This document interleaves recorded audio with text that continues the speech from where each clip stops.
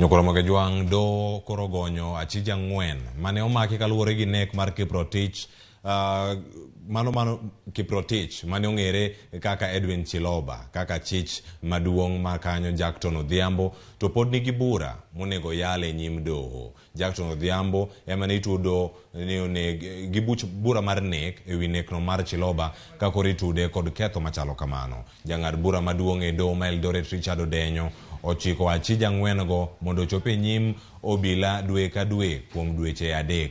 Nonro mane itimo kod apisas maromo 10 kotane kod Martin Nyabuto ne oyudo ranyisi ni Odhiambo ema ne otimo nek makamano. Odhiambo owinjo chope e nyim doho ma Eldoret saa asaya kawuono. Hospital for mental assessment, and in the meantime the accused will be held at GK Prison Eldoret pending plea, and the accused will be brought back to court for plea taking on 8th of February. For plea taking on 8th of February 2023 before the duty courts.